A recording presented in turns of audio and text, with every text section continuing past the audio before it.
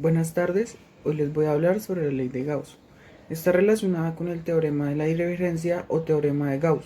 Establece que el flujo de ciertos campos a través de una superficie cerrada es proporcional a la magnitud de fuente de dicho campo que hay en el interior de la misma superficie. Estos campos son aquellos cuya intensidad decrece como la distancia o la superficie.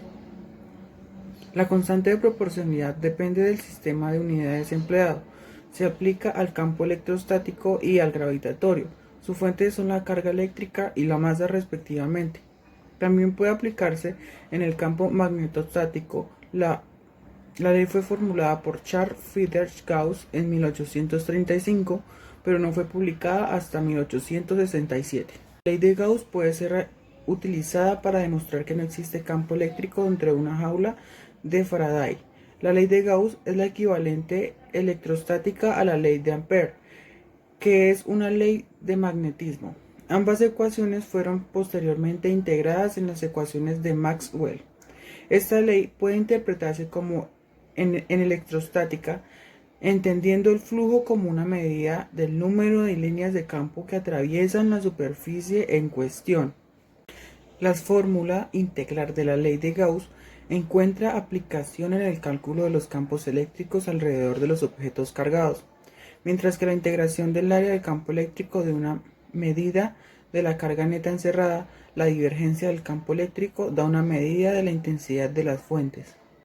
Dentro de las aplicaciones de la ley de Gauss, nos permiten hallar las cargas netas en el interior de una superficie cerrada, si conocemos el flujo eléctrico de tal superficie, pero el mayor uso de la ley de Gauss es el cálculo del campo eléctrico de distribución simétricas de carga.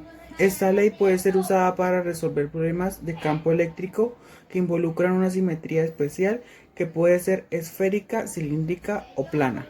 Para concluir, la ley de Gauss es de suma importancia para la obtención de diversos resultados de campo eléctrico y así poder comprender con mayor facilidad por qué ocurren dichos fenómenos. Gracias a esta ley se podrán resolver cualquier problema. Ahora les voy a hablar un poco de energía potencial eléctrica. Para entender qué es la energía potencial eléctrica es necesario conocer primeramente el concepto de energía, que no es más que la capacidad que tiene un mecanismo o dispositivo eléctrico cualquiera para realizar un trabajo. Al igual que cuando hablamos de energía potencial gravitatoria, estudiamos que un cuerpo que se encuentra a una determinada altura de la superficie de la Tierra adquiere una determinada cantidad de energía potencial provocada por la acción de la fuerza gravitatoria. Un cuerpo cargado que sufre la acción de una fuerza eléctrica adquiere una energía potencial eléctrica. El trabajo realizado por la fuerza eléctrica para trasladar a una carga desde un punto a otro B se puede expresar de la siguiente forma. La potencia eléctrica se puede entender en general como la rapidez con que se transforma un tipo de energía en otro tipo de energía en un determinado intervalo de tiempo. La potencia se mide en unidades de energía dividido en unidad de tiempo. A este se le conoce como watt. Un watt equivale a un julio por segundo. Es la potencia capaz de transformar la energía eléctrica en trabajo.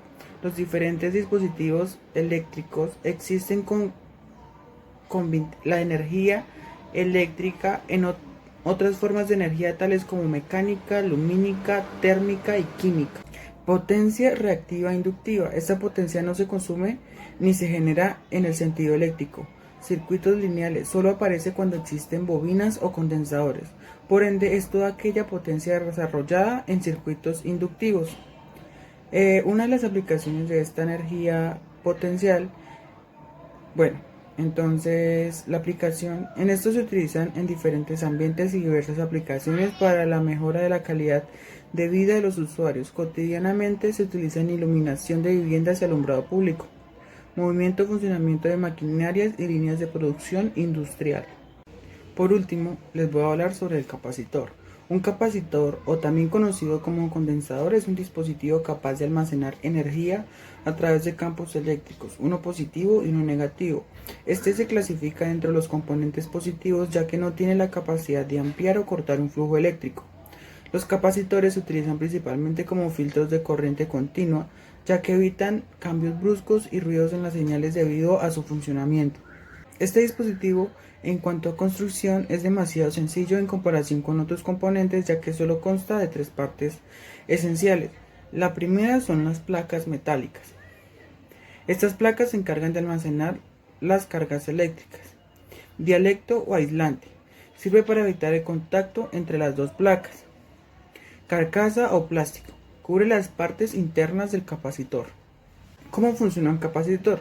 En su estado natural, cada una de las placas internas tienen el mismo número de electrones. Cuando conectamos una fuente de voltaje, una de las placas pierde electrones, siendo esta la terminal positiva, mientras que la otra los gana, terminal negativa. Este movimiento de electrones se tiene cuando el capacitor alcanza el mismo voltaje que la fuente de alimentación. El material dieléctrico se coloca entre las dos placas y sirve para evitar que éstas hagan contacto entre sí.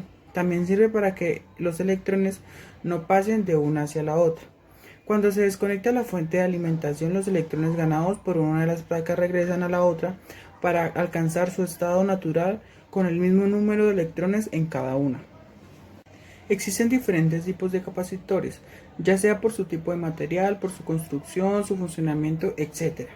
En esta ecuación los clasificamos de una manera más general.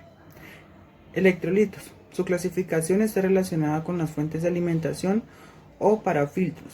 Para identificar la terminal de este dispositivo, solo basta con buscar la franja de color dentro de la cabeza o también identificarlo la terminal más corta. Encontramos los cerámicos. Se utilizan para filtros osciladores o para acoplar diferentes circuitos. Una de sus desventajas es que son bastante sensibles a los cambios de temperatura y de voltaje. Encontramos los de película. El material utilizado para este capacitor es de plástico. Son no polarizados y tienen una capacidad de autorreparación.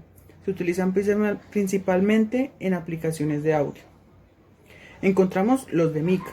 Se utilizan cuando se requiere una gran estabilidad, ya sea por la temperatura o por el tiempo, también cuando se tiene una carga eléctrica alta, y se utilizan principalmente en aplicaciones industriales de alto voltaje, amplificadores de válvula y cuando la precisión es uno de los factores importantes. También encontramos de doble capa, eléctrica o supercapacitadores. Estos capacitadores son como los electrolíticos, pero almacenan miles de veces más energía. Más convencionales, por lo regular, están en el orden de microfaradios, y estos supercapacitadores pueden llegar a ordenar de los 3000 faradios. Por último, tenemos los variables. Estos capacitadores tienen la ventaja de prever variar su valor dentro de los rangos establecidos por la fabricación. Esto se logra gracias al deslizamiento de las placas conductivas. Se utilizan en filtros en la aplicación de sintonización.